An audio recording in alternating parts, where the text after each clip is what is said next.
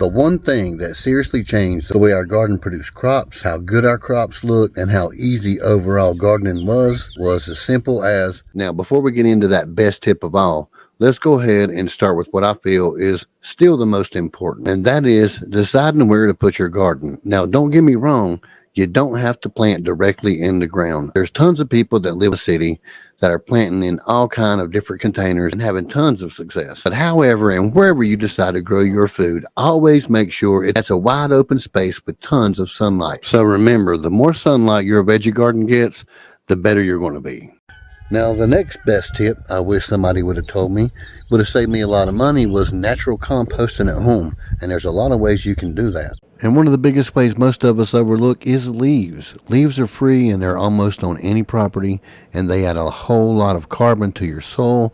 They also hold in tons of moisture. They will definitely independently build back your soil level, and they also add tons of nutrients. Now, not only do we use leaves, we also use grass piles, wood chips, mulch, anything we can get our hands on that's left over from the homestead. You don't have to spend a lot of money to recompost your garden. Now, the next tip I wish somebody would have gave me was about fertilizers. The first thing we do as beginners is go grab synthetic fertilizers such as Miracle Grow, the Blue Demon 20-20-20, or 10-10-10. And while most of our folks used that back in the day, each one of these are synthetic fertilizers, and over time we'll start adding salts to your soil, which is really, really hard to get out. So not only do we get some awesome nutrients from all the composting with the leaves, the wood chips, and the grass piles, we also get some really beneficial nutrients from our homestead animals.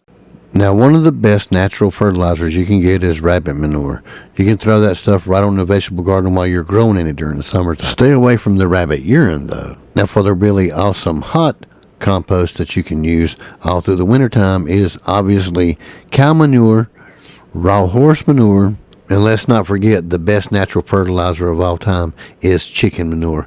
However, you guys need to remember, when you're using these chickens in your garden, you only need to utilize it about once every 3 years and stop doing it completely after about 7. The reason why is because overuses of chicken manure can also add metals into your soil, which is extremely difficult to get out. Now, another great tip for beginners is soil. You just can't go out and get soil like this from a bag. It takes years for you to grow your soil, and you'll have to utilize all these organic tips that we put in this video to make beautiful black soil like you see in this video here. This is our garden after about 5 years of using all of these tactics that we have in this video. The one thing that seriously changed the way our garden produced crops, how good our crops looked, and how easy overall gardening was, and that's simply by adding or utilizing this weed mat that we have behind us. This is the best thing we've ever done. We don't really have to weed our garden anymore. All we do is edge it off with a lawnmower. We don't have to do anything to the fence, and the small holes where we have our vegetables at is mostly just filled up with clover, and that's really easy to pull out.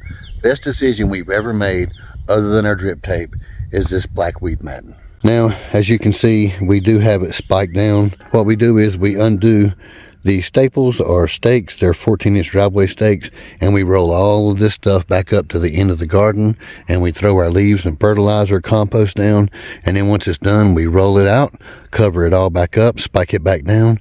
It breaks down a whole lot faster, and it also helps bake and sterilize some of the seed and garbage that's fell through those holes over time. All right, folks, we appreciate you watching. We hope at least one of these tips helps you out if you're a beginner gardener.